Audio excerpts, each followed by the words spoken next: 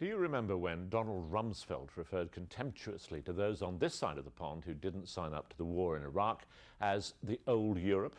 At the time, a lot of people over here were thoroughly offended, but maybe he had a point about the old Europe, always looking over its shoulder and trying to learn the lessons of a bloody past.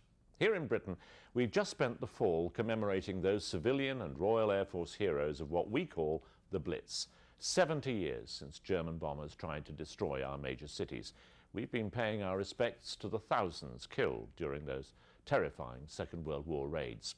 Right now, Steven Spielberg is shooting his latest movie up on the English moors about 10 miles away from my farm, and he's highly thought of by the locals. The film he is making is based on Michael Morpurgo's story of a horse bought by the British Army from an English farm and sent to France to serve during the horrors of the First World War.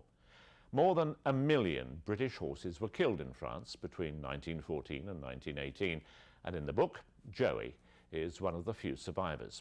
Before Spielberg came on the scene, War Horse was first a hugely successful book and then an enormously successful hit on the London stage. It's coming to New York soon. Another play, adapted from a novel about the lost generation of the First World War, has recently opened here, and by the way, is the hottest ticket if you're planning a trip to London. It's called Birdsong and captures the pain and the pity of a terrible conflict. So maybe Rumsfeld was right when he talked about the old Europe so dismissively, and maybe we're guilty of looking back a little too much, sometimes perhaps to avoid working out where we went wrong on Iraq. This year, on Sunday, the 3rd of October, Germany handed over nearly $100 million.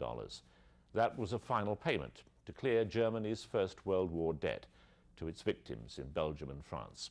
So, it's taken 92 years to settle that obligation, and for Germany, finally, financially, the First World War is over. I wonder when it will all be over in Iraq. This is Simon Bates for CBS News in London.